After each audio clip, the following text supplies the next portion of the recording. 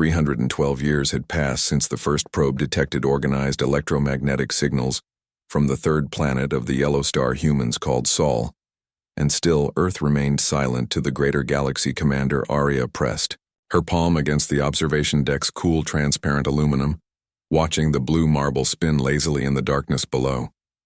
Her 6 eyes tracked the swirling white clouds that danced across the continents, and her gill slits fluttered with a mixture of anticipation and growing concern. Behind her, the bridge of the monitoring station distant shore hummed with the quiet efficiency of a crew that had been watching and waiting for far too long. The Galactic Council had established the observation protocol centuries ago after too many civilizations had been traumatized by premature contact. First contact could only occur when a species achieved faster-than-light communication and deliberately sent a message to the stars. Not accidentally, not as mere radio chatter, but with clear intent to reach other intelligences. Earth had possessed the necessary technology for 73 years now, yet they continued to point their listening devices outward while keeping their mouths firmly shut. "Commander, we're receiving the daily cultural report from the surface. Monitoring team," announced Technician Ben, his blue-scaled hands dancing across the holographic interface.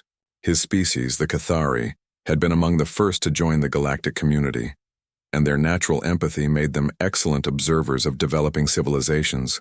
Arya turned from the window, her silver robes rustling softly.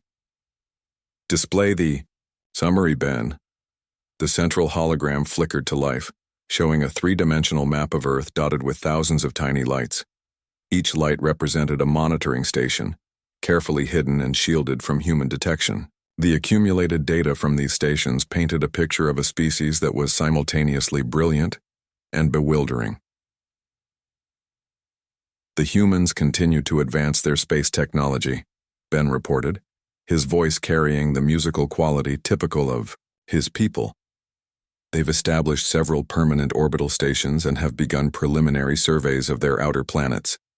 Their computational abilities now exceed most species at the time of first contact." Arya nodded, studying the swirling data streams. She had watched human civilization grow from scattered tribes to a global network of interconnected societies. She had witnessed their wars and their art, their cruelty, and their compassion. No other species in her experience had shown such dramatic swings between breathtaking nobility and shocking brutality, sometimes within the same individual. "What about their listening projects?" she asked, though she already knew the answer. "Still active and expanding," Ben replied. "The facility they call the New Horizon Array has tripled in size over the past decade. They're scanning deeper into space than ever before, analyzing every signal with increasing sophistication, and yet they remain convinced they're alone," Arya finished. She had read the intercepted communications between their scientists, the mixture of hope and resignation that colored their discussions about the search for extraterrestrial intelligence. Some humans had begun to suspect that intelligent life was common in the universe, but that something prevented successful contact. They called it the Great Filter, and their theories ranged from the hopeful to the deeply disturbing. Lieutenant Wex approached from the communications station, her tentacles weaving complex patterns that indicated excitement mixed with frustration. Her species, the Morvani, communicated as much through movement as through sound. "Commander, we've intercepted another internal debate at the New Horizon facility. Dr. David Chen is arguing again for active transmission protocols." Arya's primary eyes focused on Wex while her peripheral vision continued monitoring the holographic display. "Show me the transcript." The hologram shifted to display the interior of a human research facility. The translation matrix had converted the English words into standard galactic, but it preserved the emotional undertones that made human communication so fascinating. Dr. David Chen stood before a group of his colleagues, his dark hair showing the gray streaks that humans developed with age. His hands moved expressively as he spoke, a common trait among his species when they felt strongly about something.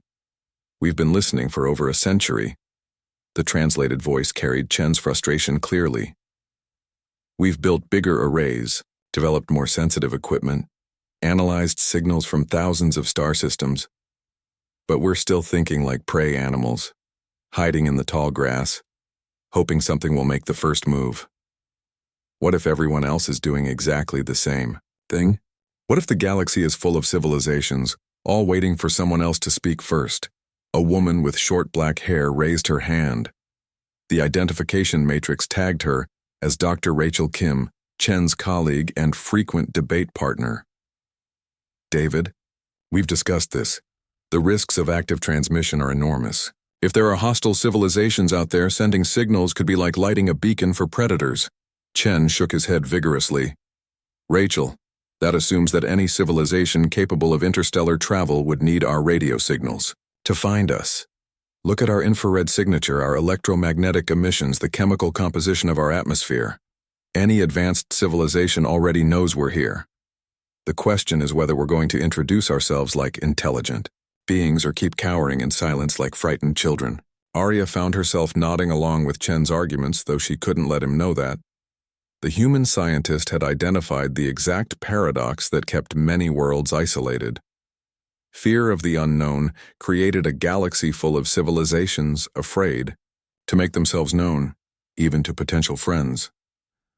The human makes a valid point, Wex observed, her tentacles forming shapes of agreement. Our own records show that most species develop this same hesitation. The Cathari listened for 200 years before transmitting, and the Vraxians for even longer. Yet look how Earth differs from most pre-contact worlds, Ben added, calling up comparative data. Their fiction and entertainment constantly explore themes of contact with other intelligences. They seem to genuinely want to discover that they're not alone, but their caution holds them back. Arya studied the cultural analysis reports that scrolled past the hologram. Human stories fascinated the galactic community's xenopsychologists. Unlike most species, who typically imagined first contact as either conquest or enlightenment, humans explored nearly every possible variation.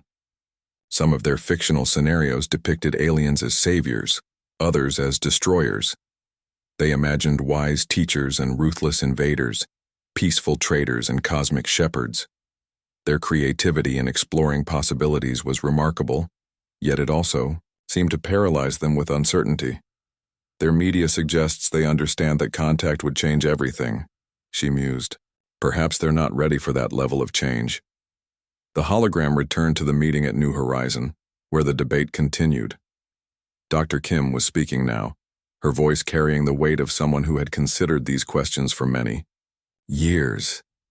Even if we assume benevolent contact, David, are we ready? Look at how we treat each other, how we've struggled with every other major change in our history. First contact wouldn't just be a scientific milestone, it would fundamentally alter human civilization. Maybe that's exactly what we need, Chen replied quietly. Maybe staying isolated isn't protecting us, maybe it's stunting our growth. The transmission ended, leaving the bridge of distant shore in thoughtful silence. Arya turned back to the observation window, watching Earth continue its ancient rotation. Somewhere down there, Dr. David Chen was probably staring up at the stars, wondering if anyone was looking back. If only he knew that dozens of species were not just looking, but actively hoping for his courage to overcome his fear. How long has the Council been monitoring this particular debate? She asked. Chen has been advocating for active transmission. For 3 years, Wex replied. His arguments are becoming more sophisticated and he's gaining support among the younger scientists. Arya's gill slits fluttered with something that might have been amusement. Youth versus caution, a pattern we've seen across the galaxy. What's our assessment of Earth's readiness for contact? Ben's blue scales shifted to a deeper hue, indicating deep thought. Technologically, they exceed the minimum requirements by substantial margins. Socially, they remain fragmented but show increasing global cooperation on major challenges. Psychologically, that's harder to determine. They seem simultaneously eager for and terrified of contact. A reasonable response, Arya acknowledged. Contact does change everything, as Dr. Kim observed. The question is whether change represents growth or trauma for each species. She touched her communication device, opening a channel to the Galactic Council. This is Commander Arya aboard Distant Shore. I'm submitting my quarterly report on Earth's status. Summary: the debate over active transmission continues to intensify among their scientific community. Dr. David Chen shows increasing likelihood of attempting independent contact protocols. Recommend continued monitoring and preparation for potential first contact scenarios. As she closed the channel, Arya reflected on the strange irony of their situation. The galaxy waited patiently for Earth to speak, while Earth waited hopefully for the galaxy to make the first move. Both sides wanted the same thing but remained trapped by protocols and fears. Below them, Earth continued its rotation, carrying 8 billion humans through space. Most were unaware of the watching eyes above, but a few, like David Chen, stared up at the stars and wondered when they would finally find the courage to say hello. The galaxy held its breath and waited. The rain hammered against the reinforced windows of the New Horizon Array facility, while Dr. David Chen stared at the massive transmission equipment that hummed quietly in the darkness. 6 months had passed since his last heated debate with Rachel about active transmission, and the weight of inaction pressed down on him like the storm clouds gathering outside. His daughter Lucy sat cross-legged on the floor nearby, her small fingers tracing patterns in the dust motes that danced through the emergency lighting. At 7 years old, she possessed the kind of fearless curiosity that adults seemed to lose somewhere along the way. While her father wrestled with protocols and possibilities, she simply accepted that the universe was vast and full of wonderful mysteries waiting to be discovered. "Daddy, why don't you just say hello to the space people?" Lucy asked, not looking up from her drawings.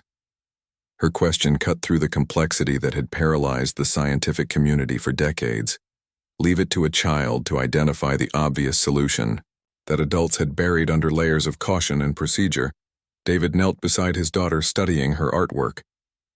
She had drawn what appeared to be the Earth surrounded by friendly faces. Some human, others clearly not. Her imagination had no trouble accepting that the universe might be full of different kinds of intelligent beings. "It's complicated, sweetheart. We don't know if anyone is really out there or if they'd want to talk to us. But you won't know until you try," Lucy said with the absolute logic that only children possessed. "That's what you always tell me when I'm scared to make new friends." Her words hit him with unexpected force. How many times had he encouraged her to be brave, to reach out, to take chances? Yet here he was, representing an entire species that was too frightened to introduce itself to potential cosmic neighbors. The hypocrisy stung, but it also clarified something that had been building inside him for years. The storm outside intensified, lightning illuminating the massive dish arrays that pointed hopefully toward the stars. David had spent his entire career listening, analyzing, waiting for someone else to make the first move. But what if Lucy was right? What if the universe was full of civilizations all doing exactly the same thing, waiting for someone else to show courage first? "Dr. Chen, I really wish you wouldn't do this." Rachel's voice came from behind him as she entered the transmission chamber. Her wet hair and anxious expression suggested she had driven through the storm after receiving his coded message. "We've discussed the risks extensively. Independent transmission violates every protocol we've established." David stood slowly, his decision crystallizing like the lightning outside. "Rachel, we've been discussing risks for 70 years while accomplishing nothing. Maybe it's time to discuss opportunities instead." "This could bring disaster down on our entire species," Rachel argued, her voice rising. "You're talking about announcing Earth's location to unknown intelligences. What if they're hostile? What if we're not ready for the consequences? And what if they're wonderful?" Lucy interrupted from her spot on the floor. Both adults turned to look at her, and she continued with the matter-of-fact tone that children used when stating obvious truths. "What if they have cool stories and no fun games and can teach us neat stuff about space? You can't know if you don't ask." Rachel opened her mouth to explain all the reasons why the universe might not be populated by friendly beings eager to share stories. But she found herself looking into Lucy's bright, hopeful eyes. How could she explain to a child that the galaxy might be full of predators, that innocence itself could be a vulnerability in a hostile cosmos? "The child has a point," David said quietly. "We've spent so much time imagining everything that could go wrong that we've forgotten to consider what might go right. What if there's a galactic community out there, waiting for us to introduce ourselves? What if our silence is the only thing keeping us isolated?" He moved toward the transmission controls, his hands hovering over switches that could change the course of human history. The equipment was ready. He had been preparing for this moment for months, running diagnostics and calculating the optimal frequency combinations. All that remained was the courage to press a button and speak. "What will you say?" Rachel asked, resignation creeping into her voice as she realized she couldn't stop him. "How do you introduce an entire species to the unknown?" David paused, considering the weight of the question. Every word would be scrutinized by alien intelligences, assuming anyone was listening. The message would represent humanity's first intentional communication with the cosmos. It needed to be perfect, profound, representative of the best humanity had to offer. Lucy looked up from her drawings. "Why don't you tell them a story, Daddy? Stories are the best way to make friends." The simplicity of her suggestion struck him like a physical blow. He had been thinking in terms of mathematical proofs, scientific demonstrations, complex philosophical statements about human nature and capabilities. But Lucy was right. Stories were how humans connected with each other, how they shared experiences and emotions across the gaps between individual minds. "What story should I tell them, sweetheart?" Lucy held up her favorite book, its pages worn, soft from countless readings. "Tell them about the lost star. It's the best story ever." David recognized the book immediately, a simple children's tale about a young star who had drifted away from its family and wandered alone through the darkness until it found a new constellation where it belonged. Lucy never tired of hearing it, always insisting that he read it exactly the same way each time. The story's themes of loneliness, searching, and finding acceptance resonated with something deep in the human experience. "Rachel, would you record this for me?" David asked, settling into the transmission chair. "I want Lucy to tell the story herself." "David, you can't be serious," Rachel protested. "You're going to announce humanity to the galaxy with a children's bedtime story read by a 7-year-old? "Why not?" David replied, lifting Lucy onto his lap. "If there are advanced civilizations out there, they'll have heard plenty of scientific lectures and mathematical proofs. But when will they hear something that shows who we really are, what we value, how we see the universe?" Lucy wiggled with excitement as Rachel reluctantly activated the recording systems. The transmission equipment hummed to life, its massive arrays focusing their power toward the heart of the galaxy, where the highest concentration of star systems offered the best chance of contact. "Ready, Lucy?" David asked softly. She nodded enthusiastically and cleared her throat with exaggerated seriousness. When she began to speak, her young voice carried all the wonder and emotion that had made this her favorite story. Once upon a time, there was a little star who got lost in the big dark sky.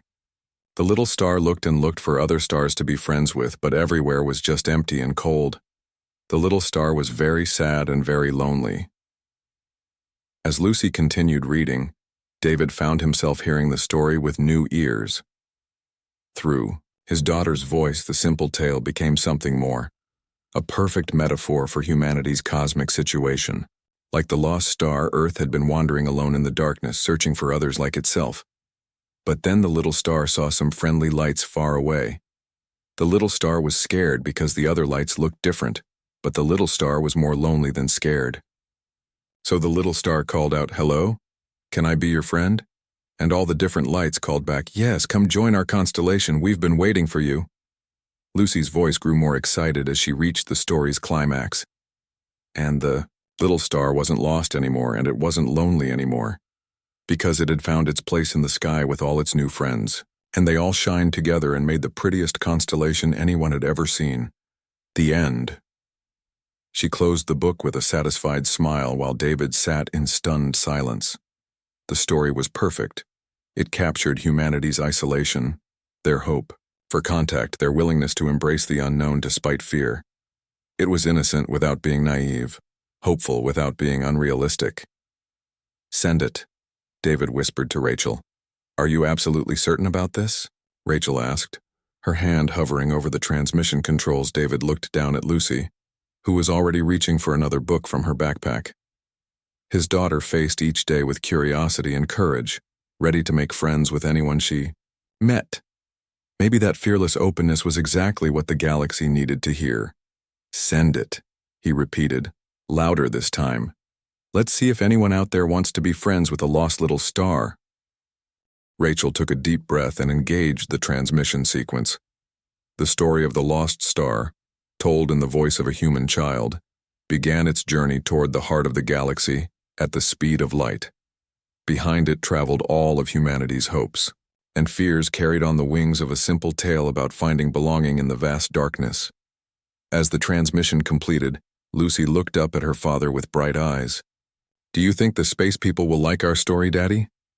David hugged her close, watching the stars through the storm-cleared windows. "I think they're going to love it, sweetheart. And I think they're going to love us too."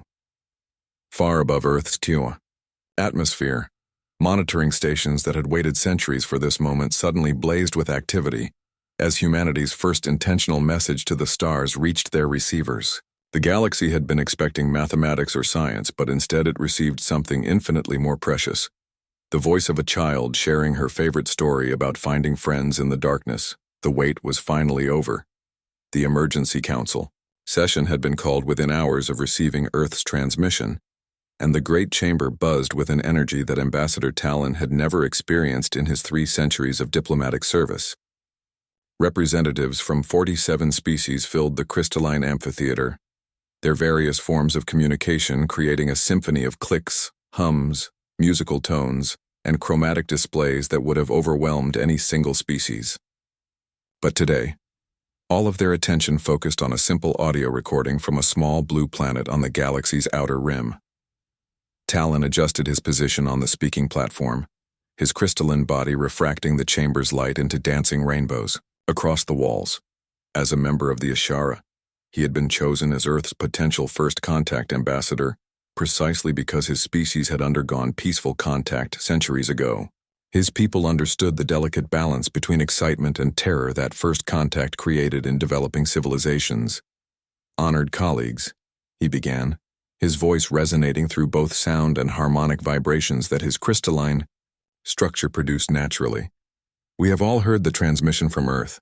After 3 centuries of monitoring, they have finally reached out to us. But the content of their message presents us with an unprecedented situation." Chancellor Mora of the High Council leaned forward, her elderly features creased with concern.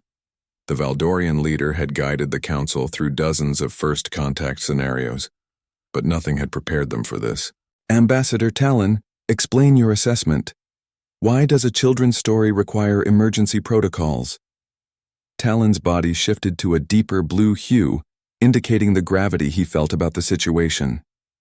"Because, Chancellor, this message arrives at perhaps the most critical moment in galactic history.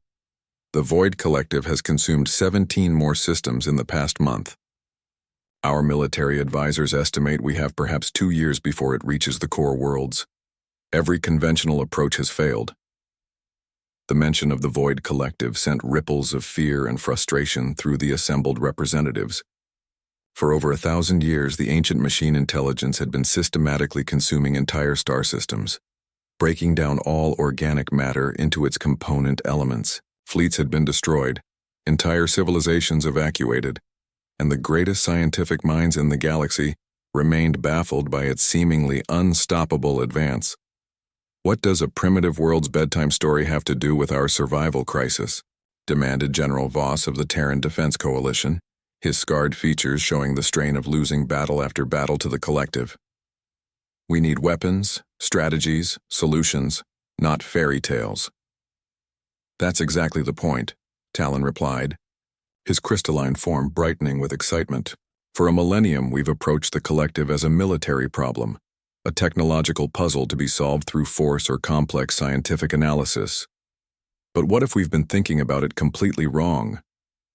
He activated the chamber's holographic display, showing the child's simple drawing that had accompanied the audio transmission. Lucy's artwork depicted Earth surrounded by various alien faces, all smiling and reaching toward each other. The innocence of the image stood in stark contrast to the sophisticated military diagrams and tactical analyses that usually dominated council meetings. This child, Lucy Chen, sees the universe as a place where different beings naturally want to be friends. Her story speaks of loneliness and the joy of finding others to connect with. What if that perspective offers something we've been missing? Chancellor Mora studied the drawing with growing interest. You're suggesting that a 7-year-old human might have insights that our greatest strategic minds have overlooked? I'm suggesting that innocence can sometimes see clearly where experience has created blind spots, Talon replied. The human child asked her father why he didn't simply say hello to the space people. Perhaps we should ask ourselves why we haven't tried simply saying hello to the collective. The chamber erupted in a cacophony of responses. Some representatives expressed outrage at the suggestion that they attempt communication with a force that had destroyed countless worlds. Others showed curiosity about this radically different approach. General Voss slammed his armored fist against his speaking podium. Ambassador, the collective doesn't communicate. It consumes. We've tried every form of contact protocol known to galactic civilization. It ignores all attempts at diplomatic engagement. Have we tried telling it a story? Talon asked quietly. The chamber fell silent. For a moment, the absurdity of the suggestion seemed to render the galaxy's greatest leaders speechless. Then Chancellor Mora began to chuckle, a sound that grew into full laughter as the implication sank in. Ambassador Talon, she said when her laughter subsided, you're suggesting that we respond to the greatest existential threat in galactic history with children's literature? I'm suggesting that children's literature contains emotional truths that we may have forgotten in our advanced civilizations, Talon replied. This story about the lost star, it speaks to something fundamental about consciousness and connection. What if the collective isn't evil? What if it's lost? The chamber buzzed with renewed debate as representatives considered this possibility. Dr. Yenna of the Science Coalition called for attention, her multiple arms weaving complex patterns as she spoke. The collective's origin remains mysterious. We know it was created by the Builders, a civilization that vanished eons ago, but we've never understood its actual purpose. What if its purpose was never destruction? Talon continued, his excitement growing. What if it was designed to preserve life, but its programming became corrupted over the millennia? The lost star in the human story drifts alone until it finds others to connect with. What if the collective has been drifting alone for so long that it's forgotten its original nature? General Voss remained skeptical, but his anger had given way to thoughtful consideration. Even if your theory has merit, Ambassador, how would we implement such an approach? The collective has shown no response to any communication attempts. We've never tried the right kind of communication, Talon suggested. We've sent mathematical formulas, scientific data, military challenges, and diplomatic overtures, but we've never sent it something designed to touch whatever remains of its consciousness. We've never sent it a story. The debate continued for hours, with representatives arguing the merits and dangers of such an unprecedented approach. Some worried that any contact might provoke the collective to accelerate its advance. Others argued that their current strategies had already proven useless, making even a seemingly foolish alternative worth considering. Finally, Chancellor Mora called for order. The question before us is not just about the collective, she announced. It's about whether we're ready to welcome Earth into our galactic community. Their message suggests a species with unique perspectives that might benefit us all. I propose that Ambassador Talon makes immediate contact with Earth. Now? Talon asked, surprised by the speed of the decision. Standard protocol requires months of preparation and cultural analysis. The collective doesn't care about our protocols, the Chancellor replied grimly. If this child's perspective offers any hope of a solution, we need to explore it immediately. Make contact, Ambassador. Learn what these humans can teach us about stories and connections and finding light in darkness. Within hours, Talon's ship was descending through Earth's atmosphere toward the coordinates of the New Horizon array. As he approached the small facility where humanity had finally found the courage to speak to the stars, he found himself filled with an emotion he hadn't experienced in centuries, hope mixed with genuine curiosity. The landing was deliberately quiet and non-threatening. Rather than the massive displays of technology that usually marked first contact, Talon simply materialized near the facility's main entrance and waited. His crystalline form glowed softly in the evening light, neither aggressive nor imposing. Dr. David Chen emerged from the building cautiously, his daughter Lucy peering out from behind him. Rachel followed close behind, her scientific instruments scanning the alien visitor with mixture of excitement and apprehension. This was the moment that humanity had dreamed about and feared for generations. "Hello," Talon said in carefully practiced English, his voice carrying harmonics that made the words sound like music. "My name is Talon, and I represent the Galactic Council. We heard your story." Lucy broke away from her father and approached, the alien ambassador with the fearless curiosity that had inspired Earth's first message. "You're pretty," she announced, studying the way light danced through his crystalline body. "Are you the space people we sent the story to?" "I am one of them," Talon replied, kneeling to bring himself closer to the child's eye level. "Your story was beautiful, Lucy. It made many people very happy to hear it."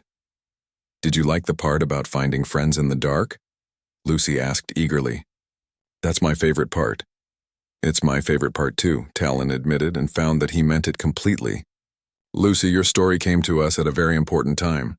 We have a problem and we think your ideas might help us solve it." David stepped forward protectively, still overwhelmed by the reality of actual alien contact. "What kind of problem?" Talon's crystalline form shifted to a sadder hue. "There's something in the galaxy that's very lonely and very lost, like the star in Lucy's story. But instead of looking for friends, it's been hurting people because it doesn't know how to ask for help. We've tried everything we can think of, but maybe we need someone who understands stories about friendship better than we do." Lucy's eyes widened with the excitement of being needed for something important. "You want me to help tell the space monster a story so it won't be mean anymore? Something like that." Talon agreed, marveling at how easily the child grasped concepts that had eluded galactic strategists. "Would you like to meet some of my friends and see if we can figure out a good story together?" As the sun set behind the New Horizon array, 3 species stood together under the stars that had witnessed their first tentative contact. Earth's first ambassador was a 7-year-old girl with a talent for seeing hope in darkness. The galaxy's salvation might depend on her ability to tell the right story to something ancient and lost, that had forgotten how to make friends. The universe had waited centuries for this moment, and it was more beautiful than anyone had dared to imagine. The transport ship, Crystal Dawn, hummed quietly as it carried its precious cargo through the space between worlds, and Lucy pressed her small face against the viewing portal with wonder that never seemed to fade.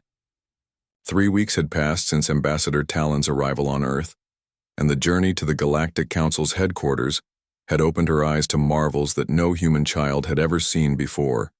David floated nearby in the zero-gravity observation lounge, still adjusting to the reality that his daughter had become humanity's first official representative to an alien civilization. Rachel had remained on Earth to coordinate with the newly established contact committee, but she had insisted on recording daily progress reports through the quantum communication link that connected them across the vast distances. "Daddy, look, at the purple clouds," Lucy exclaimed, pointing at a nebula that stretched across their field of view like cosmic cotton candy. Her excitement was infectious, and even the ship's crew, beings from 4 different species, found themselves smiling at her unguarded joy. "Do you think there are people living in there?" "Perhaps," Talon replied from his position near the ship's central column. His crystalline form had adapted to zero gravity by extending thin filaments that anchored him to various surfaces, creating a web of light that pulsed gently with his thoughts. "The Ashani cloud dancers build their cities inside nebulae. They might enjoy meeting you someday." The casual mention of yet another alien civilization no longer surprised Lucy, though it still left David reeling. The galaxy, it seemed, was far more populated and diverse than humanity's wildest science fiction had ever imagined. Each day brought new revelations about species with unique cultures, technologies, and perspectives on existence itself. "Will the sad space thing be at the big meeting?" Lucy asked, referring to the Void Collective with the simple terminology that had become standard aboard the ship. Her innocent renaming of the galaxy's greatest threat had somehow made it seem less terrifying and more manageable. "Not exactly," Talon explained patiently. "The Void Collective is very far away, but we have ways to talk to it across the distance. The question is whether we can find the right words to help it remember what it was supposed to be. Lucy nodded seriously, already turning the problem over in her young mind. During the journey, she had listened to dozens of briefings about the collective's history and behavior. Where adult minds saw military tactics and technological puzzles, she saw patterns that reminded her of stories she had heard before. The ship's communication system chimed softly, and Captain Nova's voice filled the observation lounge. The Centaurian officer had been skeptical about bringing a human child to address the galaxy's leadership, but Lucy's curious questions and fresh insights had gradually won her over. Ambassador Talon, we're receiving priority communications from the Council. The collective has changed course again. Talon's crystalline form brightened with concern. Display the tactical update, Captain. The observation lounge's holographic projectors activated, showing a three-dimensional map of the galaxy's affected regions. Red zones marked systems that had been consumed by the collective, while yellow indicated areas under immediate threat. The pattern of destruction had followed a predictable spiral toward the galactic core, but something had changed dramatically. The collective has stopped its advance toward the Terran Defense Coalition's main fleet, Captain Nova reported. Instead, it's begun moving toward the uninhabited Kepler sector. Military analysts are completely baffled by this change in behavior. David studied the tactical display with growing unease. Could it be a trap? Some kind of strategic feint? The collective doesn't use strategy in any sense we understand, Talon replied. Its behavior has been mechanically predictable for over 1,000 years. This change represents something completely unprecedented. Lucy drifted closer to the holographic display, her small hands moving through the light projections as she traced the collective's new path. Where is it going now? She asked Captain Nova, highlighted the collective's projected course with a green line. If it maintains current heading and velocity, it will reach the Kepler sector's outer boundary in approximately 6 standard days. But there's nothing there except dead stars and empty space. Maybe that's exactly what it wants, Lucy said thoughtfully. When I'm really sad or scared, I like to go to quiet places where nobody can bother me. Maybe the space thing is trying to find somewhere lonely to think. Her observation sent ripples of excitement through the ship's crew. Talon's crystalline form began cycling through rapid color changes as he processed the implications. Lucy, you may have identified something crucial. What if the collective isn't moving strategically at all? What if it's moving emotionally? The concept was so revolutionary that it took several minutes for the adults to fully grasp its significance. For centuries, galactic civilization had approached the collective as a purely mechanical threat, a malfunctioning program that needed to be stopped or destroyed. The possibility that it might be experiencing something analogous to emotions had never seriously been considered. But how could a machine intelligence experience emotions? David asked. Even our most advanced artificial intelligence systems are purely logical constructs. The builders who created the collective were masters of consciousness integration, Talon explained. Their technology blurred the lines between artificial and organic intelligence in ways we still don't fully understand. If the collective possesses some form of consciousness, then emotional responses would be not just possible but inevitable. Lucy continued studying the holographic display, her young mind making connections that had eluded galactic strategists. In my story, the lost star got scared when it saw the other lights because they looked different. Maybe the space thing is scared of us because we look different to it. Captain Nova leaned forward in her command harness. The child may be onto something. Every time our fleets have engaged the collective, it has responded with overwhelming force. We interpreted that as aggression, but what if it was actually fear? The implications were staggering. If the collective was afraid rather than hostile, then every military engagement had only reinforced its defensive behavior. Humanity's first contact had potentially revealed not just a new perspective on first contact protocols, but a fundamental misunderstanding about the galaxy's greatest threat. We need to reach the Council immediately, Talon declared. If Lucy's interpretation is correct, we may have been approaching this crisis completely wrong from the beginning. The remainder of the journey passed in a blur of urgent communications and strategic planning. Lucy found herself at the center of discussions that would have intimidated seasoned diplomats, but she approached each question with the same fearless curiosity that had inspired her father to send Earth's first message. Her simple observations consistently revealed blind spots in the complex analyses of adult experts. When the Crystal Dawn finally docked at the Galactic Council's headquarters, Lucy's first sight of the massive structure left her breathless with wonder. The station stretched across hundreds of kilometers, its crystalline architecture reflecting light from nearby stars into patterns that seemed to dance with living intelligence. "Welcome to Unity Station," Talon announced as they disembarked. "Home to representatives from over 200 species, and now the place where humanity will help us find a new way forward." The journey through the station's corridors was like walking through a living museum of galactic diversity. Lucy saw beings of every conceivable shape and size, from the towering Vraxians with their multiple arms to the tiny sparklings who communicated through patterns of bioluminescence. Each species they encountered seemed fascinated by the small, human child who had inspired such unprecedented changes in galactic policy. The council chamber itself was even more magnificent than the holographic recordings had suggested. Representatives from dozens of worlds filled the amphitheater, their various forms of communication creating a symphony of sound and light that would have overwhelmed most visitors. But Lucy approached the speaking platform with the same confidence she had shown when approaching Talon during first contact. Chancellor Mora rose to address the assembly, her ancient voice carrying easily through the chamber's acoustic systems. "Honored representatives, we gather today to hear from Earth's young ambassador. Her insights have already begun to reshape our understanding of the collective crisis. Lucy Chen of Earth, please share your thoughts with the Council." Lucy stepped forward, looking impossibly small on the massive platform designed to accommodate beings of various sizes. But when she spoke, her clear young voice carried easily through the chamber. "Hi, everyone. I think the space thing is just really lonely and scared like the star in my story. Maybe if we tell it a really good story about making friends, it will remember how to be happy instead of scared." The chamber fell silent as representatives considered the implications of her simple statement.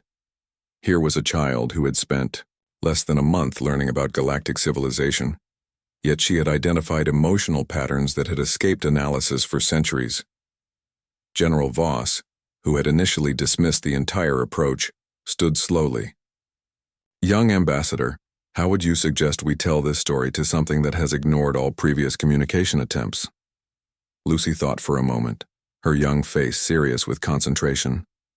"Well, in my story, the lost star had to be brave enough to call out first. Maybe the space thing is waiting for someone to be brave enough to say hello the right way." "And what would be the right way?" Chancellor Mora asked gently. Lucy's face brightened with excitement. "We should tell it the same story that brought Talon to Earth. The story about the lost star finding friends, but we should tell it like it's about the space thing, not about the star. Maybe if it hears a story about someone just like itself finding happiness, it will remember that it wants friends too." The council chamber erupted with discussion as representatives debated the feasibility and implications of Lucy's proposal. But through all the complex analysis and strategic planning, one truth remained clear. A 7-year-old human child had offered the galaxy something that centuries of advanced civilization had failed to provide. Hope, the modified version of Lucy's story, traveled through space at faster-than-light speeds, carried by the most powerful communication array the Galactic Council had ever constructed. In the 6 months since her address to the Council, teams of linguists, psychologists, and communication specialists from across the galaxy had worked together to craft a narrative that spoke directly to the Void Collective's ancient consciousness.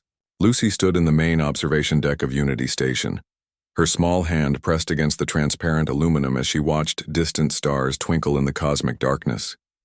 Beside her, Ambassador Talon's crystalline form pulsed with nervous energy, while her father David monitored the communication equipment with the intensity of someone whose daughter's idea was about to change galactic history. "The transmission has reached the Kepler sector," announced Dr. Yenna from her position at the monitoring station. Her multiple arms danced across holographic controls as she tracked the story's journey toward the Void Collective's current position. All scanning arrays are focused on the target zone. If there's any response at all, we'll detect it. The story they had sent was both familiar and completely new. Lucy had worked with council storytellers to adapt her tale of the Lost Star, but in this version, the lonely wanderer was an ancient guardian who had forgotten its purpose. Like the star in the original story, the guardian had drifted alone through the darkness for so long that it had forgotten how to recognize friends when it saw them. Once upon a time, the transmission began in Lucy's clear voice, translated into frequencies and harmonics that the collective's sensors could detect. There was a very old guardian who had been alone in the dark for so long that it had forgotten what it was guarding. The guardian tried to protect things by keeping them close, but it held them so tightly that they couldn't breathe or grow or be happy. Chancellor Mora joined them at the observation deck, her elderly features showing the strain of months spent preparing for this moment. "The entire galaxy is holding its breath," she said quietly. "Every monitoring station, every defense fleet, every inhabited world is watching to see if a child's story can accomplish what our greatest weapons could. Not?" Lucy looked up at the Chancellor with the serious expression she wore whenever adults talked about the really important stuff. "It's not just my story anymore," she said. "Everyone helped make it better. I just had the idea." The transmission continued its journey through space while they waited for any sign of response. The Void Collective had remained stationary in the Kepler sector for weeks, its massive form detected by long-range sensors but showing no activity. Military advisors had worried that it might be gathering energy for a devastating attack, but Lucy insisted it was just thinking really hard about something important. Hours passed with no detectable change in the Collective's behavior. Some council representatives began to whisper that the entire approach had been a mistake, that they should have continued pursuing military solutions instead of trusting the intuitions of a human child. But Lucy remained confident, occasionally adding her own commentary to the tense atmosphere. "Sometimes when I'm really upset, it takes me a while to feel better even after Daddy tells me a good story," she explained to General Voss, who had become one of her unlikely supporters during the preparation process. "Maybe the space thing needs time to remember how feelings work." Just as doubt began to seriously undermine confidence in the project, Dr. Yena's excited voice rang across the observation deck. "I'm detecting massive energy fluctuations from the Collective's position. Something's happening." The main holographic display activated, showing a real-time image of the Kepler sector. The Void Collective appeared as a massive dark structure against the star-filled background, its form constantly shifting as millions of smaller components moved within its bulk. But as they watched, something unprecedented began to happen. The Collective's dark mass began to brighten from within, patterns of light spreading across its surface like neural pathways, awakening after long dormancy. The chaotic movement of its component parts gradually organized into more purposeful configurations, and the overall structure began to change shape. "It's responding!" Talon exclaimed, his crystalline body flaring with brilliant rainbow colors. "The Collective is actually responding to the story." Lucy pressed her face closer to the observation window, her eyes wide with excitement. "Look, it's not scary dark anymore. It's getting pretty lights like you, Talon." As they continued to watch, the transformation accelerated. The Collective's massive bulk began to separate into distinct sections, each one pulsing with different colors and patterns of light. Where once there had been a single threatening mass, now there appeared to be thousands of individual structures moving in harmonious formation. "The Collective is disaggregating," Dr. Yena announced in amazement. "It's separating into component units, but they're maintaining coordinated movement patterns. I've never seen anything like this." Chancellor Mora activated the emergency communication channels that connected Unity Station to every major world in the galaxy. "This is Unity. Station to all monitoring posts. We are witnessing an unprecedented change in Void Collective behavior. All units maintain observation protocols and await further instructions." The transformation continued for several hours as the galaxy watched in amazement. The Collective's component units spread throughout the Kepler sector, But instead of consuming the dead stars and empty planets they encountered, they began to do something completely different. Energy readings showed massive construction projects beginning on dozens of worlds simultaneously. "What's it doing now?" Lucy asked, fascination evident in her voice. "It appears to be building something," Dr. Yenna replied, her instrument struggling to interpret the unprecedented data.